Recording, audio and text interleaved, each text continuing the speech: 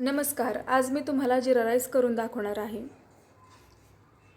जिरा rice करण्यासाठी इथे मी बारीक कण्याचा तांदूळ घेतला आहे आणि या तांदळाला वास देखील आहे. हा तांदूळ मी 1 ते 2 वेळा स्वच्छ धुतला आहे. तुम्हाला खरं सांगते, बारीक कण्याच्या तांदळाचा जिरा राईस खूप छान होतो. तुम्ही पण करून पहा. गॅसवरती कुकर गरम झाल्यानंतर याच्यामध्ये 2 पळी तेल घालून घ्यायचं.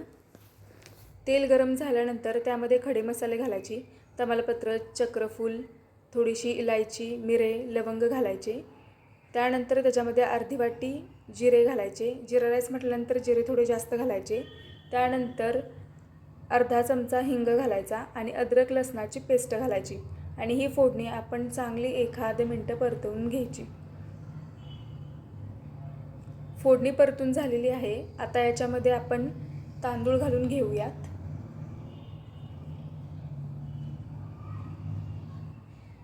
आता हे तांदूळ आपण चांगलं मीडियम गॅस करून छान असं परतत राहायचं.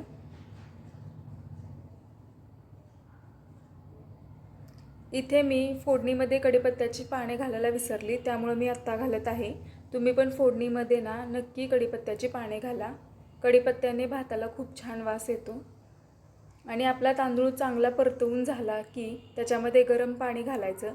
अगदी फक्त तांदूळ बुडतील एवढंच त्यामध्ये गरम पाणी घालायचं आणि हे चांगलं मिक्स झाल्यानंतर ह्यामध्ये चवीपुरतं मीठ घालायचं आणि बारीक चिरलेली फ्रेश अशी कोथिंबीर घालायची आणि हे चांगलं मिक्स करायचं. आणि याला चांगली उकळी फुटू दिल्यानंतर काय करायचं, कुकरचं झाकण लावून घ्यायचं. कुकरचं झाकण लावून मोजून 2 शिट्ट्या करून घ्यायच्या. आपल्या कुकरच्या शिट्ट्या झालेल्या आहेत. आता आपण हा भात मिक्स करून घेऊयात. तुम्ही बघू शकता किती छान आपला जिरा राईस झाला आहे ते, आणि या तांदळाला खूप छान सुगंध पण येत आहे. तुम्ही पण करून पहा.